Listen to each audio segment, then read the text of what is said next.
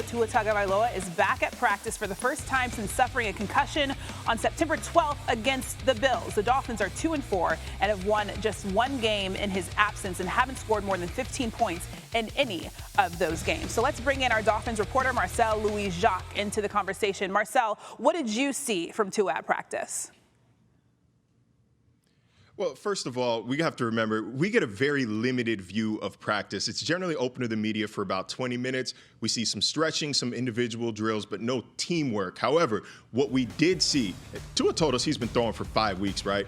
And it looked like it today. He didn't look like he had a lot of rust shaken off. He didn't look uncomfortable. He looked happy to be back on the practice field. Now, another important thing to note, he said that he's been symptom-free since September 13th, which is the day after that Bills game in week 2. But he remains in concussion protocol. And it's kind of a formality at this point, right? Because you can't pass through concussion protocol without practicing. And if you're on IR, you can't practice until you're eligible to return. So the team is hoping that he's able to quickly pass through it this week. The plan is for him to play Sunday against the Cardinals. Okay, so Tua's head coach also spoke before practice, new on SportsCenter. Here's Mike McDaniel today on the team's morale with Tua returning to practice. During this stretch where he hasn't been on the field, he's at an even more powerful place with the team, just based upon his feet on the ground. His love for the team and his teammates is stronger than his individual circumstance. He signed up to play, not coach on the sidelines in the white. You don't ride the Tour de France on the first time you pick the bike back up, you know? So that's kind of the way we're approaching it, and excited to see him start the process.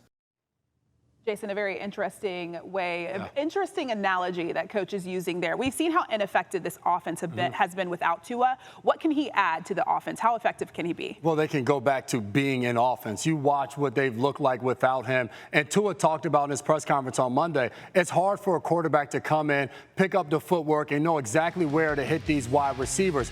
For Jalen Waddle, for Tyreek Hill, they have to be the most excited guys in that building to get Tua back. I was a teammate of Tua's back in 2021. I know what this guy's about. He loves to be out there competing and being around his guys. Not being on that football field hasn't been bothering him. I know it's been extremely frustrating. He's excited to get back. He's talked about it. He's gone through this entire protocol. He's talked to his loved ones.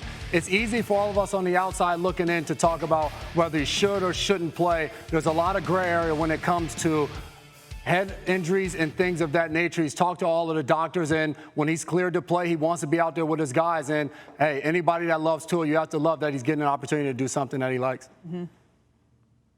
And also got to remember here, like, we've heard numerous players and even coaches say, like, Tua is not going to be the savior of this team when he comes back, right? Like, it doesn't all just boil down to the quarterback position. But when you look at what Miami's been able to do over the past couple games, 193 rushing yards against the Patriots, 180-something yards against the Colts last week. Like, this has become a run-first team. So the hope here is they can keep running the ball that efficiently and take advantage of some of the passing lanes that have been available, assuming that Tua, with his comfort in the offense, can hit them. And if he's able to do so, they're not out of this AFC East race or even the AFC wildcard race quite yet. It is just October, right?